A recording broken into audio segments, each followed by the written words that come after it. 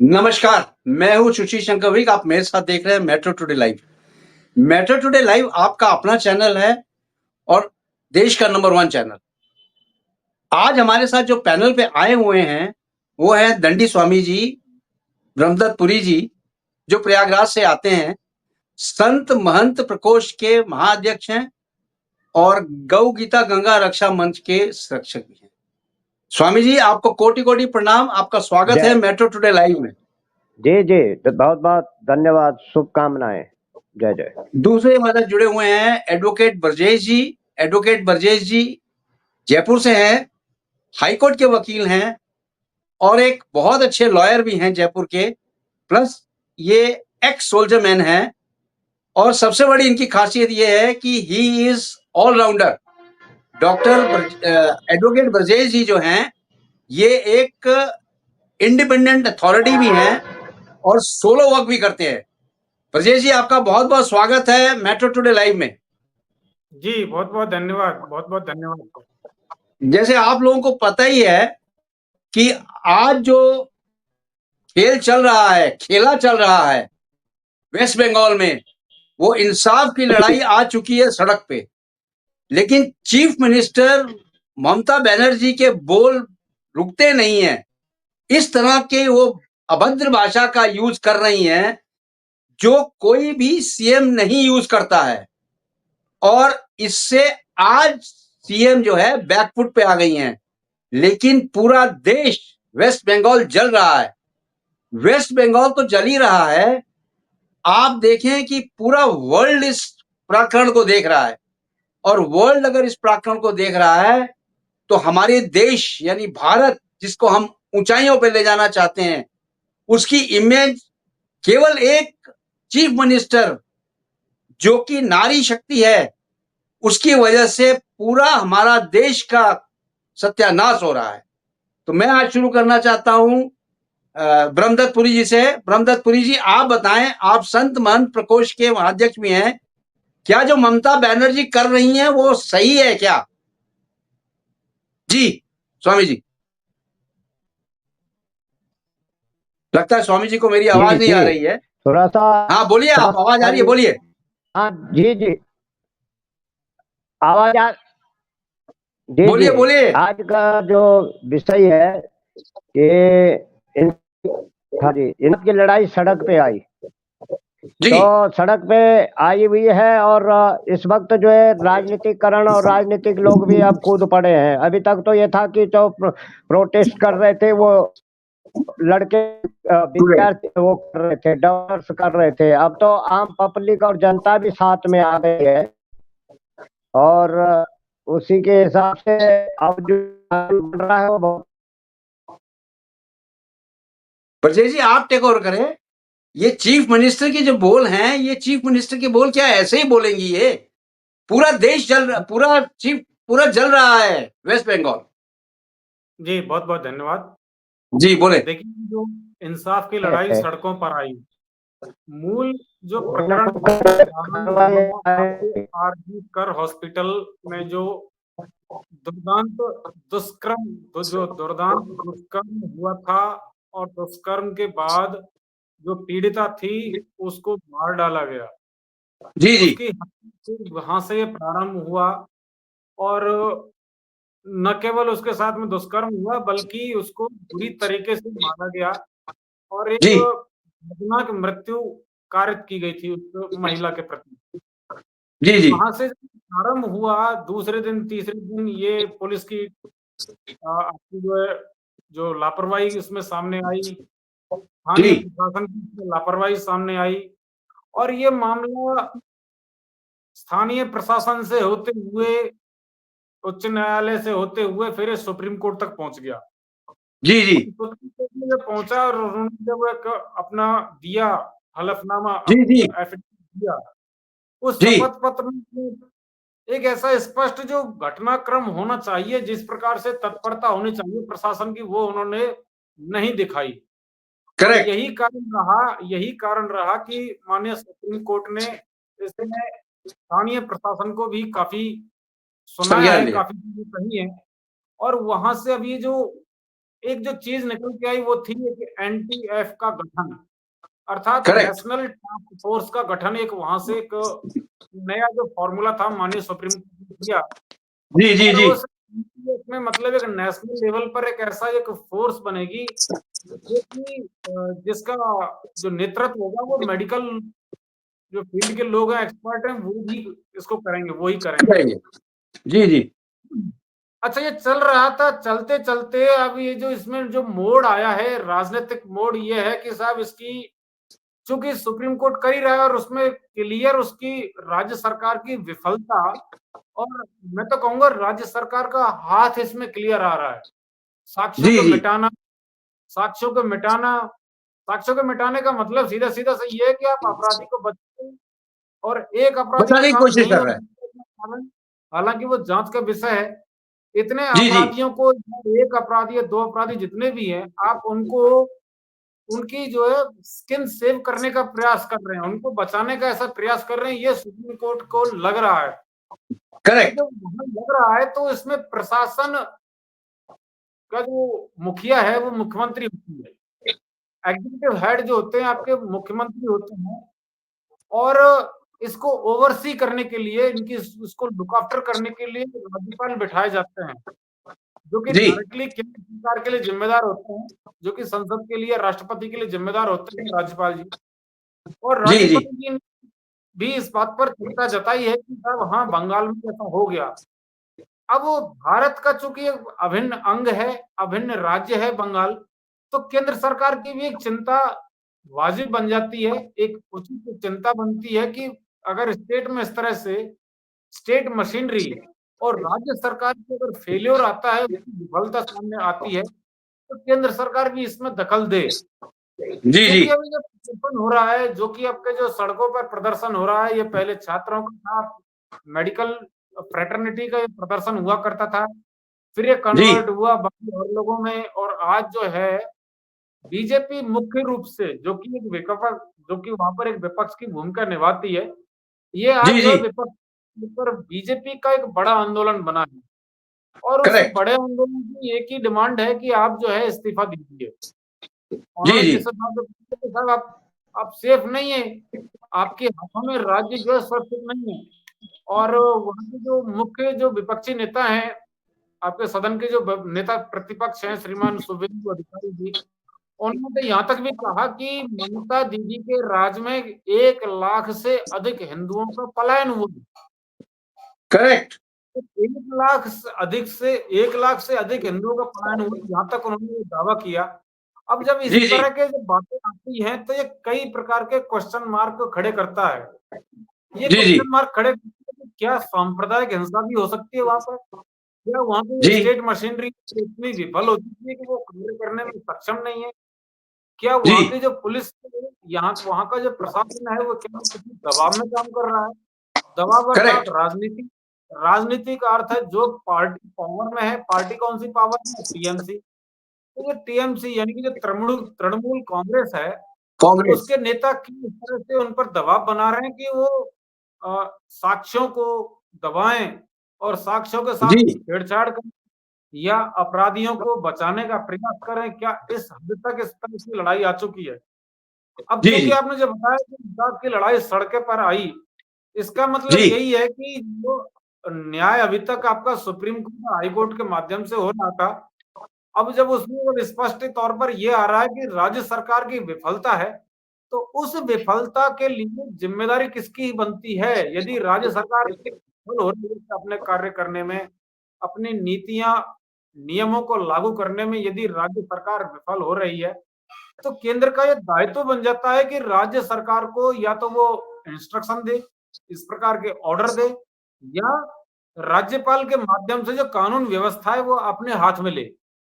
अब राज्य करेक्ट। सरकार की जो कानून व्यवस्था है, राज्य की जो व्यवस्था है, प्रशासन है, कानून व्यवस्था है, यदि राज्यपाल अपने हाथ में लेते हैं तो उसकी एक प्रक्रिया होती है, और वो प्रक्रिया हालांकि अभी तक 1989 1989 के बाद में इस प्रक्रिया को अपनाने में केंद्र सरकार थोड़ा हिचकती है। जी हालांकि जी। राष्ट्रपति शासन रहा है, जैसे आपका अभी फिलहाल चल रहा है जम्मू कश्मीर में, वहां पर जी जी लेफ्टिनेंट गवर्नर के पास में सारी पावर है।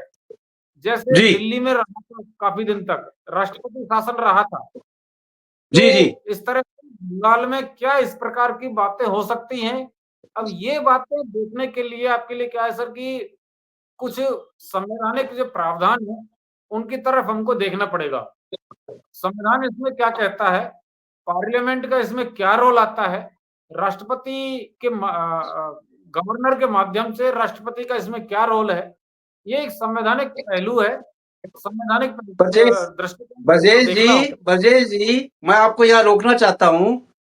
जी, थोड़ा सा आपसे गुजारिश ये है कि राज्यपाल जो हैं वेस्ट बंगाल के, वो आ चुके हैं दिल्ली।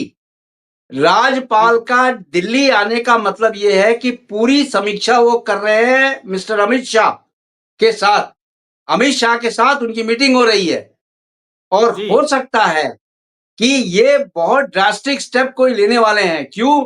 क्योंकि लॉ एंड ऑर्डर एकदम फेल्योर हो चुका है, जिसको आप भी मानते हैं। लॉ एंड ऑर्डर तो फेल्योर हो चुका है, नंबर 1। नंबर 2, किसी को न्याय नहीं मिला है।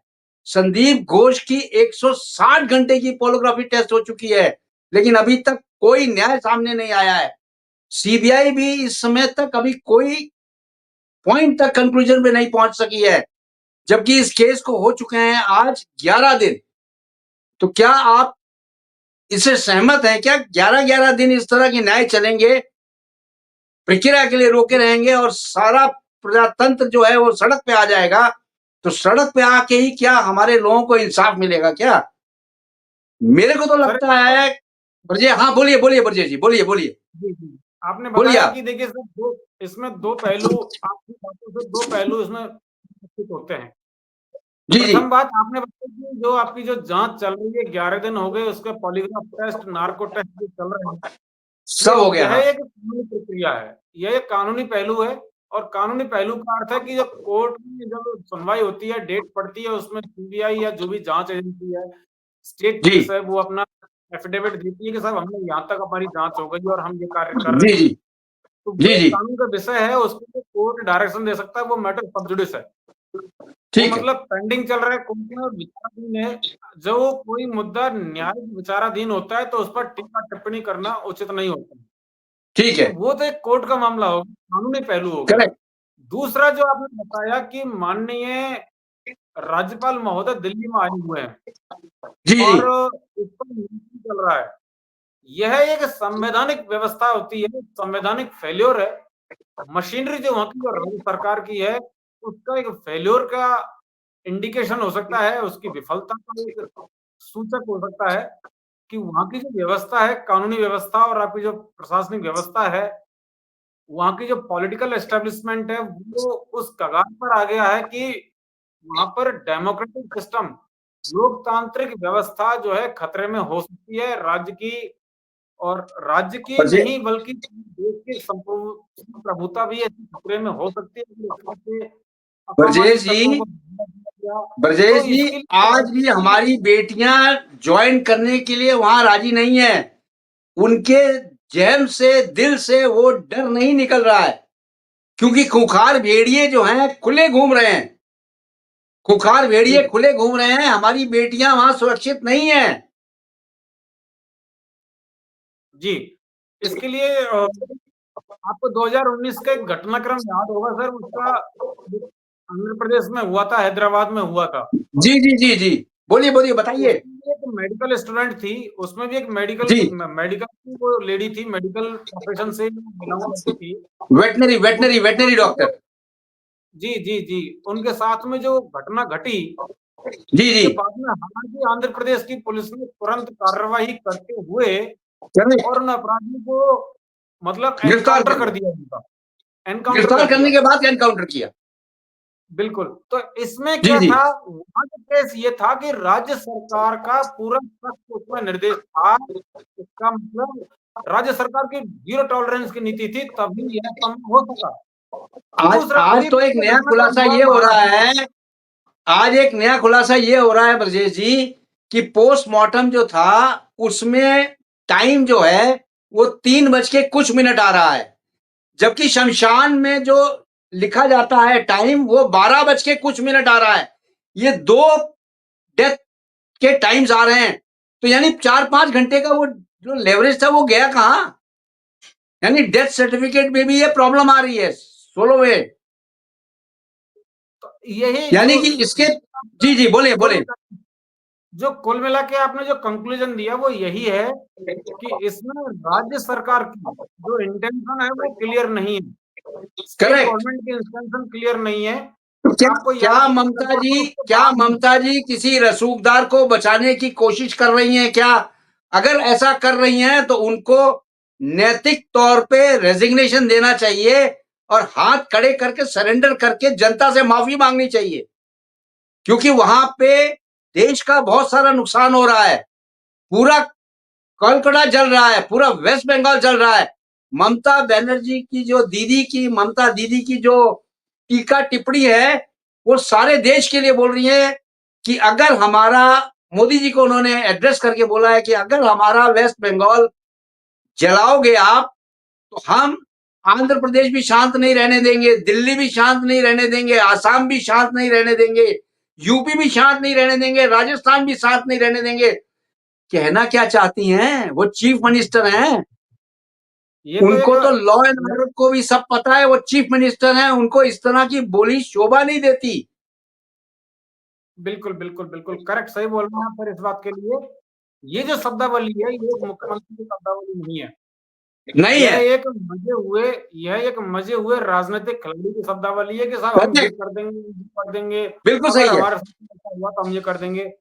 मैं आपको यही कहना चाह रहा था कि उससे पहले भी कहना चाह रहा था, फिर दोबारा से वही चीज है कि जी जो जी बाद में घटनाक्रम हुआ महाराष्ट्र में, जी जी। अभी फिलहाल महाराष्ट्र में हुआ और बदलापुर में हुआ है घटना। बदलापुर में जी और जो बदलापुर में जो घटना हुई है उसमें राज्य सरकार ने तुरंत ये संज्ञान लिया इस बात का, और जी राज्य जी। सरकार ने कोई भी अपराधी है वो बचना नहीं चाहिए, उसको कड़ी से कड़ी सजा मिलनी चाहिए। सजा मिलनी चाहिए। अर्थात चीफ मिनिस्टर ने इसमें स्वयं स्टेटमेंट दिया कि उसको जो है संज्ञान लिया। कड़ी से कड़ी सजा देनी चाहिए, और तुरंत उसको गिरफ्तार किया गया। गिरफ्तार करके आज वो जेल में है, उसकी जांच चल रही है और उस पर मुकदमा भी स्टार्ट हो रहा है ब्रजेश कोर्ट में। ब्रजेश जी अर्थात जहां की चीफ ब्रजेश जी जहां की चीफ मिनिस्टर ही मिली हो, वहां क्या न्याय मिलेगा? यही कारण है, यही अंतर है, जी जी यही अंतर जी मैं जी जी दर्शकों को समझाऊं कि जी जी। दो हुए, इतना बड़ा घटनाक्रम हुआ, इतना बड़ा दर्दनाक वहां पर जो घटना घटी जी बंगाल में, पश्चिम बंगाल में, और मुख्यमंत्री ने अपना, जब तक सुप्रीम कोर्ट पिक्चर में नहीं आए तब तक संज्ञान नहीं लिया घटना का। जब करेक्ट, तक बिल्कुल सही। मुख्यमंत्री ने इस बात को समझा नहीं, इसकी गंभीरता को नहीं समझा, तब तक, कब तक नहीं समझा, जब तक सुप्रीम कोर्ट ने इसका संज्ञान नहीं लिया। संज्ञान नहीं लिया, सुप्रीम कोर्ट सोमोटो में नहीं लिया। सरकार लगी है, तब ये वो घटना उसमें हरकत में आया, और वो भी कितने से हरकत में, कि बस इसको बचाने का प्रयास किया जा रहा है, उसको जी बचाने जी का प्रयास किया जा रहा है। आपको ये जो मैंने अभी बताया आपको, अभी हाल फिलहाल उसकी महाराष्ट्र की घटना हुई है, उससे पहले और भी जी घटनाएं हुई थी। उत्तर प्रदेश में भी घटना हुई है कल परसों, जो जी जी अयोध्या जी में का कोई सपा का लीडर था, उसके जो तुरंत बुलडोजर से घर ध्वस्त कर दिया और उसको जेल में डाल दिया है। जी। जोधपुर में हुई है परसों। यानी कि कल रेप परसों एंड मर्डर पूरे देश में हो रहा है, पूरे देश में चल रहा है रेप एंड मर्डर। न्याय हर जगह हो रहा है, लेकिन चीफ मिनिस्टर जो है वेस्ट बंगाल की, ये क्या एक अद्भुत चीज है क्या? ये ऊपर है एकमात्र ऐसा क्या? लग रहा है संविधान से ऊपर है क्या? बिल्कुल अगर बिल्कुल ये बिल्कुल आप संविधान से ऊपर हैं जी। बिल्कुल बिल्कुल बिल्कुल, ये एकमात्र, आप भी सही कह रहे हो इस बात को कि एकमात्र ऐसा मुझे स्टेट ऐसा लग रहा है आज की डेट में कि जो इस प्रकार से खुले, मतलब खुली धमकी टाइप की है कि जो करना है ऐसा कर लीजिए। अदरवाइज और और बाकी स्टेट में ऐसा कुछ नहीं हो रहा है। आपका महाराष्ट्र लीजिए, आपका जी मध्य जी। प्रदेश है, उत्तर प्रदेश है, और आपका राजस्थान है, आपके बाकी ब्रजेश स्टेट्स जी, में भी हो रहा है, लेकिन तुरंत वहां पर घटना पर संज्ञान लिया जाता है। संज्ञान लिया जाता है। और ब्रजेश जी, जी बहुत मजे की बात है कि राजनीतिक पार्टियां कोई भी हो, कांग्रेस हो, सपा हो, कोई भी एक्स वाई जेड, आम आदमी पार्टी, किसी भी पार्टी के नेता का एक भी बयान वेस्ट बंगाल के ऊपर नहीं आया है। उनके मुंह पे ताले लगे हुए हैं वेस्ट बंगाल के केस के ऊपर। अगर बाय द वे यही इनकी बेटियां होती तो क्या आज ताले लगते इनके मुंह पे? करेक्ट, इसका मतलब करेक्ट, ये है कि ये बेटियों में फर्क करते हैं। इनको केवल बिल्कुल, अपनी कुर्सी चाहिए और राजनीतिक छोड़े, एक बेटी को इंसाफ चाहिए, इंसाफ के लिए आए, लेकिन कोई राजनीतिक पार्टी आगे नहीं आ रही है। कितनी दुखद घटना है, कोई राजनीतिक पार्टी सामने नहीं आ रही है और सब अपनी यही अपनी कारण राजनीतिक। यही कारण है, जी इसी को आप कहते हो मौन सहमति। मौन सहमति जी है जी, सबकी, ये सभी की बिल्कुल मौन सही है। सहमति के साथ। तो चूंकि ये चूंकि ये हमारी विचारधारा की सरकार है और वहां पर हुआ है, इसलिए हम कुछ नहीं बोलेंगे, वो अपने आप निपटेंगे। और यही कांड जो है, जब राजस्थान में हुआ था कन्हैयालाल जी के साथ, जी कन्हैयालाल जी का हुआ था उदयपुर में, तब जी भी जी, ये राजनीतिक पार्टियां चुप थी। करेक्ट। और इन्हीं राजनीतिक पार्टियों की मैं बात बताता हूँ अभी। जी हालांकि सब बेटी बेटी होती है, महिला महिला होती है, सब जगह वर्ल्ड में, न केवल भारत में बल्कि विश्व के किसी भी कोने में, यदि महिला की सम्मान को कहीं आती है, जी, महिला का चीर होता है, तो वो द्रौपदी का चीर हरण है। और करेक्ट। उसके लिए हमेशा उसके जो भाई हैं कृष्ण भगवान, उनको सदैव तत्पर होना आवश्यक है। उनको जी, हमेशा कृष्ण बनकर उनके चीर की पूर्ति करनी। उनकी जो करेक्ट। लज्जा है उसकी बचाना, लज्जा को रखना, उसकी स्त्री की लाज बचाना विश्व में सभी की एक जिम्मेदारी है। परंतु जी मैं फिर इस बात को कहना चाहता हूँ कि ये घटना घटी थी, हालांकि वो बहुत खराब थी, गलत थी और ऐसा नहीं होना चाहिए। मणिपुर में घटना घटी थी सर, मणिपुर में जी घटना हुई थी और वो घटना जी एक जी, साजिश के तहत हुई थी। वो हालांकि एक विषय अलग है, कुकी और चिन और मैती, ये जो वहाँ पर जनजातियां हैं मणिपुर में, उनका जो है आपसी एक कलेश हुआ। और वहाँ पर जी जी, इसमें एंट्री होती है म्यांमार के, जो, उनके उग्रवादियों की। म्यांमार के कुछ जो लोग उन पर आते हैं, वहां से घटना होती है और उसके कारण ये पूरा मणिपुर जो है, एक बार ऐसा लगा कि जलने लग गया। जल और जल एक जल, जी महिला जी की जो है, एक महिला की इज्जत पर बहुत बड़ा कुठाराघात होता है महिला के उस पर, जी जी सम्मान पर, जहाँ पर एक जी महिला निर्लज कर दी जाती है, इस तरह से जी घटना जी, होती है।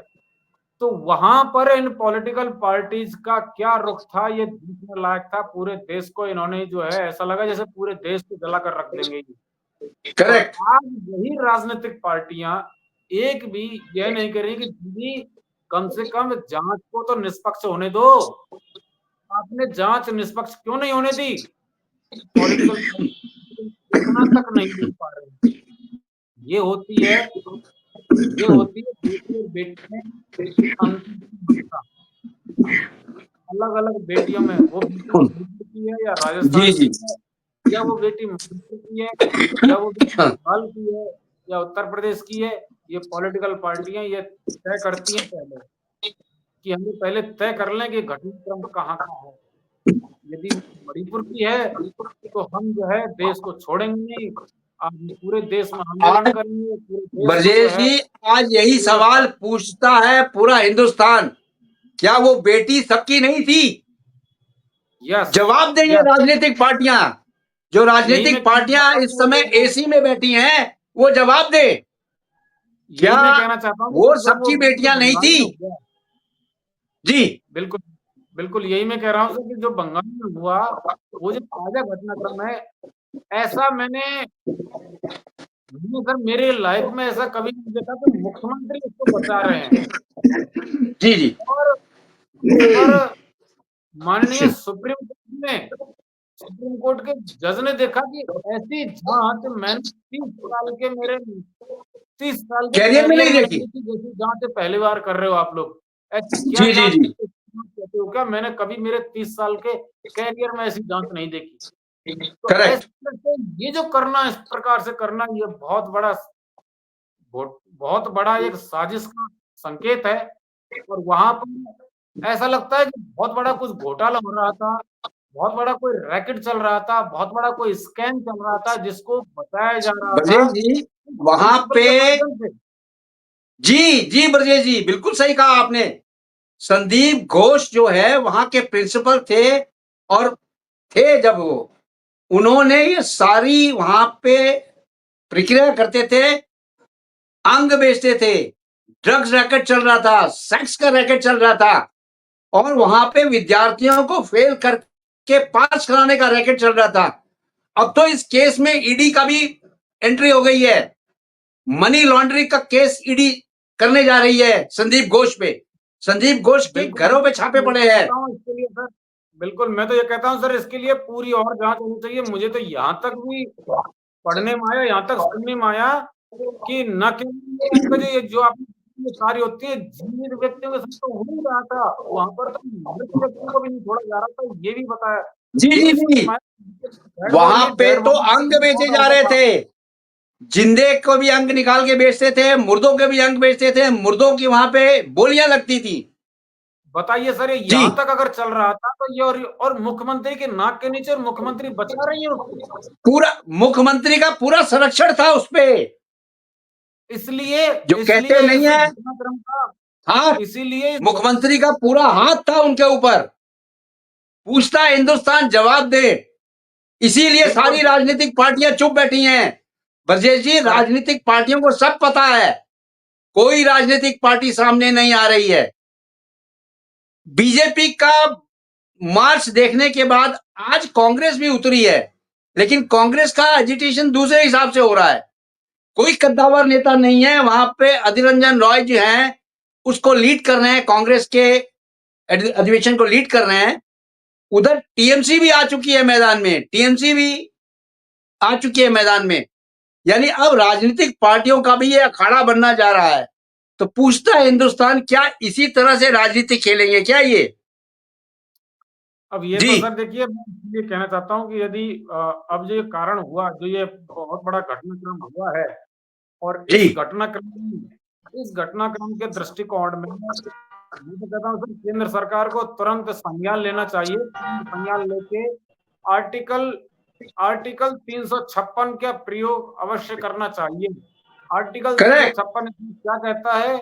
इसमें गहन विचार विमर्श करते हुए जी जी, बंगाल को बचाना है। यदि बंगाल को बचाना है, इस स्थिति ठीक, तक जो बात पहुंच गई है और बंगाल को बचाना है, तो ऐसी स्थिति में आर्टिकल 356 को समझना और करेक्ट, आर्टिकल 356 के अनुसार कार्य करना बिल्कुल कंपलसरी हो ठीक, जाता है। ठीक, ठीक है ब्रजेश जी, मैं आपके पास वापस आऊंगा। हमारे साथ जुड़ चुके हैं ब्रह्मदत्त पुरी जी। ब्रह्मदत्त पुरी जी, आपका स्वागत है मेट्रो टुडे लाइव में। ब्रह्मदत्त पुरी जी, आप बताएं, जय जय जो जी आज की स्थिति है, चीफ मिनिस्टर वहां पे सड़कों पे हैं, पूरा वेस्ट बंगाल जल रहा है, उसके बारे में जी कुछ जी टीका टिप्पणी करें आप। जी, जी बोले आप, बोले। जी। वेस्ट बंगाल जल रहा है, बहुत समय हो गया है, जी समय भी खराब हो गया है। मशीनरियां जो खर्चा हो रहा है, कितना खर्चा रोज का हो रहा है। वो जी जी ममता बनर्जी तो ये सोच रहे कि शायद ममता बनर्जी ये सोच रहे हैं शायद कि ये खर्चा मेरी जेब से हो रहा है। ये खर्चा जो है पब्लिक का है, और करेक्ट, जनता जनता का समय भी खराब हो रहा है, पैसा खराब हो रहा है। लोगों को जो है जी कईयों का हानि क्षति पहुंच रही है, और उनको आर्थिक क्षति भी पहुंच रही है, मानसिक क्षति भी पहुंच रही है, और उनको कई प्रकार की शारीरिक क्षति भी पहुंचा रहे हैं। तीनों प्रकार की क्षति एक साथ होती है जब आंदोलन में कोई खड़े हो, तो वहां जी पर जी जो है किसी प्रकार का लाभ नहीं होता।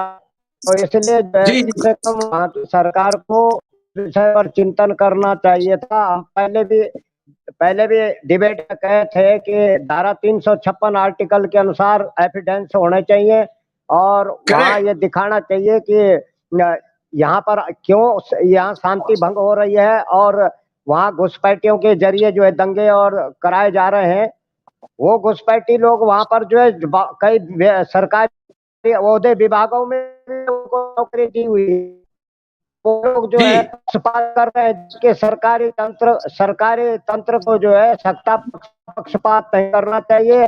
सत्ता से हटके उनको अपनी ड्यूटी जो है ईमानदारी से करनी चाहिए। जी जी लेकिन मेरे को लग रहा है कि वहां शायद ऐसा नहीं हो रहा है। वहाँ के जो लोग हैं, जो सरकारी मैसेंजर हैं, वो भी इस वक्त जो है राज्य स्तर की जो भी मशीनरी है वो लगभग ममता के फेवर में चल रही है। करेक्ट। इसलिए अगर वो फेवर में नहीं होते तो केंद्र से सरकार को मजबूरी उनकी है कि तब केंद्र से भेजना पड़ता है। जब वहाँ की लूज मशीनरी है, काम नहीं कर रही थी, तभी सरकार से जो है वहां से केंद्र से मशीनरी को भेजा गया। अब मशीनरी जी अपना काम कर रहे हैं, जांच हो रही है। जांच में उन्होंने ऐसे एविडेंस को ऐसे छुपा दिया, ऐसे मिटा दिया कि मतलब बड़ी बड़ी मशीनरियां भी फेल हो रहे हो। एविडेंसेस तो और वहाँ स्वामी जी, वहाँ पर जो एविडेंसेस है, को तो स्वाहा कर दिया है। जितने भी एविडेंसेस थे सारे एविडेंसेस जी को जी मिटा दिया गया है। जी जी जी। स्वामी जी। अच्छा, केस के दो पहलू होते हैं। एक पहलू तो ऐसा होता है कि किसी बदले से झूठा आरोप लगाया गया है। ये तो ये होता जी है। जी एक ये होता है कि एविडेंस थे लेकिन वो मिटा दिए गए, एविडेंस ही साफ कर करेक्ट। दिए। तो इन दो पहलुओं में जो है केस उलझा हुआ है। और आज जो जरूरत है कि अभी जैसे वो कह रहे थे ब्रजेश जी, अभी 4-5 दिन पहले भी हम आर्टिकल 356 में बताए थे कि आर्टिकल 356 में ये कि माननीय राज्यपाल जी को भी अधिकार है, वो चाहे सरकार को जो है वो एक चैलेंज दे सकते हैं। और चैलेंज जी ये जी दे सकते हैं कि आपकी सरकार जो है अस्थिर हो चुकी है, देश की शांति राज्य की शांति भंग हो गई है, इस पर जल्दी से जल्दी अमल करें। अगर आप इतने स्वामी दिन का जी, कोई अल्टीमेटम स्वामी टाइम जी, देके उनको। स्वामी जी, जी वेस्ट बंगाल से राज्यपाल आ चुके हैं दिल्ली। उनका मीटिंग चल रहा है अमित शाह अच्छा जी के जी साथ। हो सकता है कि जी आज रात तक या शाम तक कोई हाँ, जी डिसीजन आ जाए, क्योंकि डिसीजन बहुत जरूरी है आना। जी जी स्वामी जी फाइनली बोले। जी फाइनली डिसीजन ये है कि ये इतना कम से कम हफ्ता 3 दिन तक तो मान लिया जाए। अगर दंगा हो रहा है तो ये समझा जाता है कि ये जन भावनाएं होती हैं लोगों की कि चलो अब शांति शायद सौहार्द होगा। और अगर जी इससे ज्यादा अवधि हो गई, आज कई दिन हो गए, 9 तारीख से बताओ, और आज तक जो है अभी तक जो है कोई 9 से निर्णय लौ 30 पर कायम स्वामी जी हुआ है 11 तो। दिन 11 दिन हो चुके हैं इस कांड को, अभी जी तक कोई कंक्लूजन नहीं आया है। जी स्वामी जी। जी जी। तो इसलिए जो है अगर नहीं हुआ है तो हमारा कहने का मतलब है कि सरकार को जो है गंभीरता से सोचना पड़ेगा। अब सोचने पर मजबूर होना पड़ेगा। अब जी जी मजबूर वाली बात जी यह बोले। है कि जब राज्य सरकार किसी उनकी उनकी जो है कानों में जूं नहीं रेंग रही है। ममता बनर्जी इस वक्त सत्ता के नशे में चूर है, और उनको सत्ता का जो नशा है वो काला चश्मा जो है ऐसा लगाया हुआ है कि उनको कुछ दिखाई नहीं दे रहा है, लगता है। कम से जी कम जी उनको जी उस काला चश्मा को उस स्वार्थ का जो चश्मा लगा है उनके आंखों में, उसको हटाएं, वो जल्दी उस पट्टी को हटाएं। या वो आंखों में पट्टी बांधी है, उनको नहीं दिखाई दे रहा है कि आम पब्लिक भी अब रोड पे आ गई है। और पहले तो वहाँ डॉक्टर्स आए थे और ये विद्यालय के छात्र आए थे। अब तो जो है आम पब्लिक भी साथ में जुड़ रही है, पब्लिक आ रही है। इसका मतलब वहाँ ऐसा नहीं है, वहाँ सभी पब्लिक लगभग साथ में जुड़ने लग गई है, क्योंकि उनको मालूम हो गया कि ये जो है जनता के साथ इस तरह की एक 424 धोखाधड़ी है, धोखा किया गया है। और इस धोखा का जो है एक ही बात हो सकती है कि अगर वहाँ का मुखिया अगर इस तरह से वो बातें कर रहा है या गुमराह कर रहा है प्रजा को, तो वहाँ सरकार को जो है केंद्र सरकार को अपने हैंड ओवर लेना पड़ेगा। ऐसी कुछ जी जी हमको तमाशा लग रहा है इनका।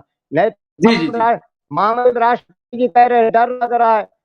एक राष्ट्रपति जी हमारे देश की तो वो मुखिया है, और अगर वहां तक ऐसे शब्द का उन्होंने जो प्रयोग किया है, ऐसे छोटी छोटी बातों में नहीं किया उन्होंने बड़ी गंभीरता से किया। उनका इशारा ये था कि अगर तुमसे नहीं संभलता है तो शायद हो सकता है राष्ट्रपति शासन लगाने का भी जो है मजबूर न करे। करेक्ट, बिल्कुल और नहीं सही है। तो फिर वो आखिर इसलिए जो है ममता बनर्जी को कम से कम ये तो सोचना चाहिए कि ऐसी स्थिति क्यों आ रही है।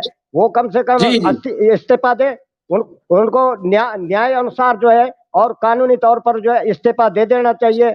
और इस्तीफा दे के वो कहें कि भाई अब हमारे बस का सरकार चलाना नहीं है, क्योंकि वहाँ के जो है पुलिस भी और सभी जो इस वक्त पब्लिक को मारना, कुटना, पिटना, ये जो है इस तरह की वो करना। चलो अगर कोई आतंक कर रहा है, कोई हुड़दंग कर रहा है या कोई दंगा कर रहा है किसी आंदोलन में, तो वहां कार्रवाई होनी चाहिए उन पे। पर यह है कि हमारा कहने का मतलब है कि वो दंगा हुड़दंग कोई खुशी में नहीं कर रहे हैं। एक बच्ची के साथ जी जो है, जी एक बच्ची के साथ दरिंदगी हुई है और उसकी पीड़ा है सभी जनता के मन में है। इस तरह हमारे संपूर्ण भारत देश के अंदर, और महामहिम राष्ट्रपति जी अब उनको भी ये लोग खुद मजबूर कर रहे हैं इस विषय पर कि वहां सख्त कानून और बढ़ना चाहिए। और सख्त कानून बढ़ने के साथ साथ जो है कि जिस राज्य में अगर ऐसी अराजकता पैदा ज्यादा हो गई है तो वहां राष्ट्रपति शासन ही एक मुद्दा रहता है। और जी राष्ट्रपति जी शासन लगाने के लिए राष्ट्रपति शासन लगाने के लिए अब केंद्र को ये भी में वो जिसकी वजह से राष्ट्रपति शासन लग रहा है। जी जी जी ब्रजेश जी, इस समय जो मैडम जो हैं, चीफ मिनिस्टर हैं वहां की, ममता दीदी, वो ये बोल रही हैं कि जल्दी से जल्दी गई है कल्प्रिट को फांसी दी जाए। अरे कल्प्रिट को फांसी कैसे दी जाएगी? जब कल्प्रिट पकड़ा ही नहीं जा रहा है तो फांसी कहां से होगी उसको? और इतना ज्यादा वो बोल रही हैं कि इनके लिए, रेपिस्ट के लिए कानून ये बनना चाहिए, एक तो फर्स्ट ट्रैक कोर्ट होना चाहिए, दूसरा इनको कोई मर्सी नहीं होनी चाहिए, तीसरा इन पे जल्दी से जल्दी निपटारा हो।